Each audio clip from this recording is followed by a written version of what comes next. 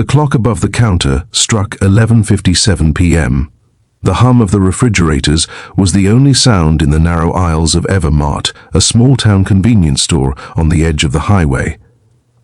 Mia Carter, 22, her brown hair tied up, wearing a red shirt that hung loose from long hours, rubbed a tired cloth over the counter. The floor smelled faintly of bleach, the kind she'd used to mop spills all night. Outside, the rain had stopped, but the pavement still glistened like wet glass under the streetlight. She was closing up, dreaming of finally going home, when the door's bell chimed. 3 men swaggered in, their boots echoing too loudly in the empty store. One of them laughed as if the night belonged to him. They reeked of beer, smoke, and arrogance. Mia's heart sank. She'd seen that kind of confidence before, the kind that wanted to hurt something soft. "Sorry, we're closed," she said, voice trembling, but her words barely reached them. One man smirked, leaning against the counter, his knuckles brushing the till. "You'll help us anyway, sweetheart," he sneered. The air turned heavier. Mia's fingers twitched near the register. Her reflection on the glass door trembled. What she didn't know, what none of them knew, was that 2 men were still inside, quiet, watching, waiting. If this moment touched your heart, take a second to like, comment, and subscribe to Everyday Heroes, because sometimes, even in silence, goodness is watching over us. Mia's shifts had always ended like this, the clock striking midnight, the hum of lonely lights, and her mother's voice in her memory saying, "Hold your head high, even when the world looks down." She needed this job. Rent was due, and her car barely ran. The last thing she wanted was trouble, but trouble had just walked in with black leather and cruel laughter. The first man, the one with stubble and a torn jacket, leaned closer. "Come on, don't be shy. A pretty girl like you shouldn't work alone at night." His friend chuckled and pretended to knock over a candy display. Mia stepped back, clutching her shirt. "Please, I just need to close up." But before she could move, he reached out and grabbed her collar. The rip of fabric echoed across the store. Mia gasped, tears spilling over. The man's grin widened. "Oh, you're scared? Don't worry, sweetheart, we're just having fun." The world seemed to tilt. The soft hum of the lights became deafening. Her vision blurred. The smell of sweat, metal, and cheap whiskey filled her nose. She wanted to scream, but the sound caught in her throat. Then came the voice, low, calm, razor-sharp. "Let her go." The thugs turned. Down aisle 4, between the shelves of chips and motor oil, stood 2 men in black leather vests. The first was broad-shouldered with a grey beard and a small scar near his left eye. The other had long hair pulled back, his arms inked with faded tattoos that looked like wings. Both wore the same insignia, Iron Soul's motorcycle club. The leader of the thugs snorted, "Who the hell are you?" The older biker took a step forward, the sound of his boots steady against the tile. "Just customers," he said quietly. "Customers who don't like bullies." A tense silence filled the room.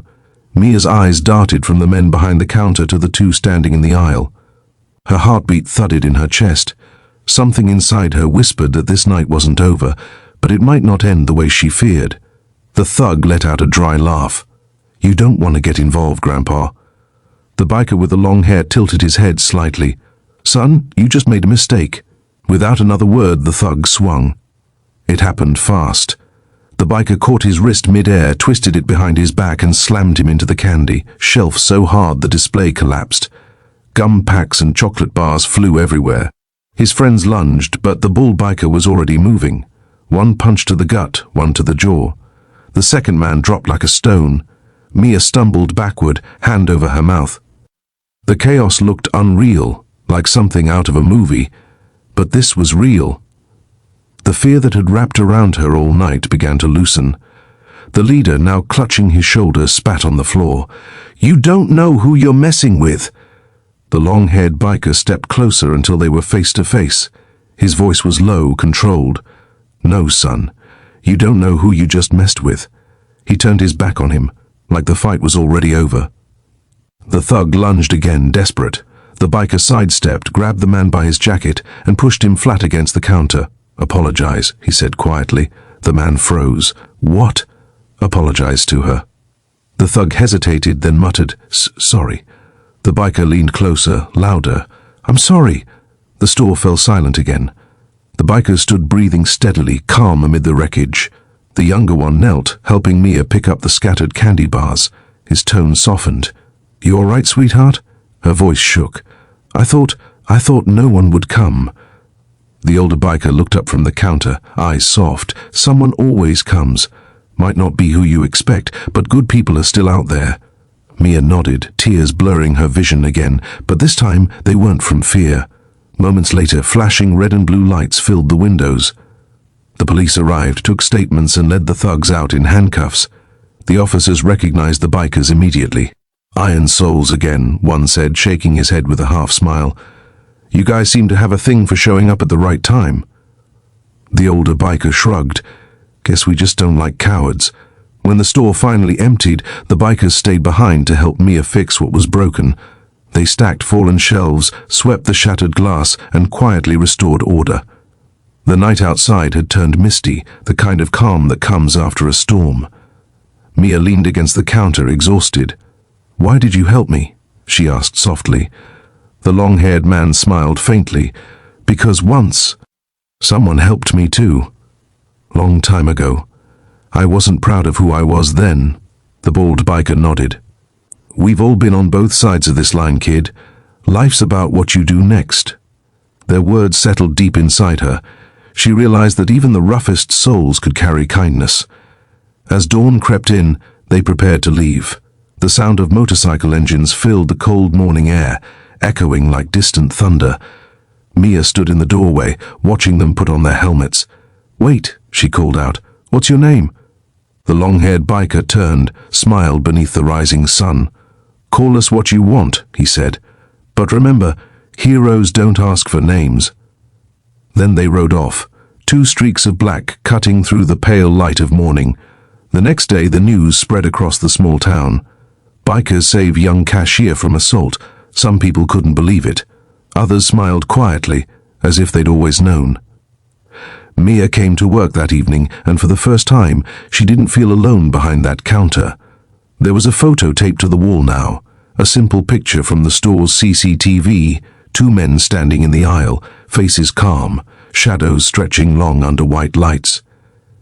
She'd written one line under it in marker, even angels wear leather. If this story reminded you that everyone deserves a second chance, don't forget to like, comment, and subscribe, because kindness shared is kindness multiplied. Have you ever seen forgiveness change someone's heart? Heroes don't always ride in with shining armor. Sometimes they walk quietly down grocery aisles, fight battles no one sees, and vanish before dawn. True courage isn't the absence of fear. It's the choice to protect what's right, even when no one's watching. Goodness doesn't always roar. Sometimes it rides silently into the rain.